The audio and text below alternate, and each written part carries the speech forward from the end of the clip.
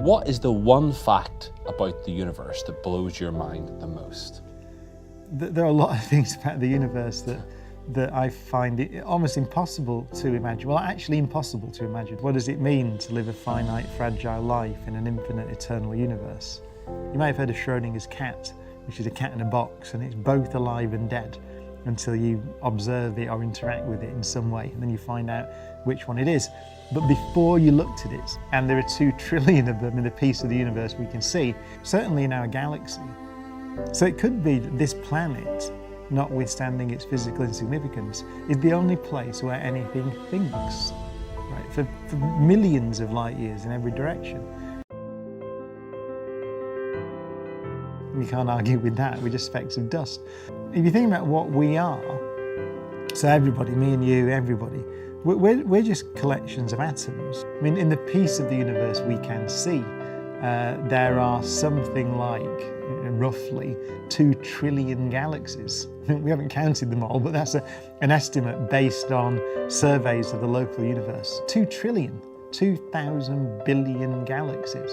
And each galaxy is, let's say, around the size of the Milky Way. Some are bigger, some are smaller, but the Milky Way has 400 billion stars in it. It takes light over 100,000 years to cross a galaxy, and there are 2 trillion of them in the piece of the universe we can see, and we're very sure that that piece that we can see is a small bit. There's been a lot of references to the multiverse and parallel universe in popular culture lately. Do you think that something like this is a possibility? So you imagine the fabric of the universe, space-time, stretch, and then it slows down and stops in little patches, and each one of those patches is basically a Big Bang and a universe, of which ours is one. So you end up with this sort of picture of an infinite fractal universe of basically an infinite number of Big Bangs, and that's called the inflationary multiverse. It's a probabilistic theory. So imagine a quantum coin, I call it. And the quantum coin can be, it doesn't have to be heads or tails, it can be heads and tails. So it can be mixed up, it can be both heads and tails at the same time. You may have heard of Schrodinger's cat, which is a cat in a box, and it's both alive and dead until you observe it or interact with it in some way, and then you find out which one it is. But before you looked at it, you can't argue with that, we're just specks of dust. If you think about what we are, so everybody, me and you, everybody, we're just collections of atoms, right? Some of them are as old as time pretty much, and some of them were the other ones, everything else other than the hydrogen in our bodies was made in stars, right? So we're all cooked over billions of years. And we're in this pattern that can think. So suddenly, as the great Carl Sagan said, you have a means by which the universe understands and explores itself. Sounds unlikely when you put it like that, that you can have a few things that were cooked in the hearts of stars, you stick them together in a pattern and suddenly it has some ideas and starts writing music and art and things. That's quite difficult to comprehend, right? But that happened here.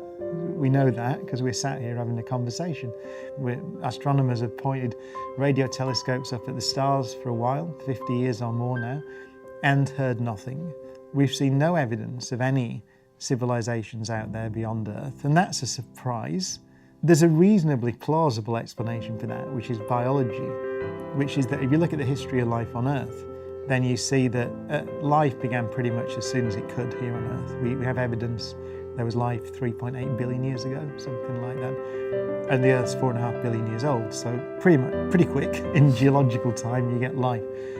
But then if you talk about advanced life, complex life, multicellular life, then there's no evidence at all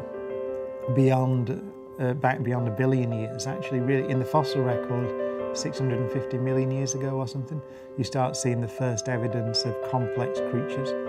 So that means that on this planet, it took over 3 billion years to go from a single cell life to anything more complex than a single cell. And then another 500 million years or so to go from the multicellular things to a civilization.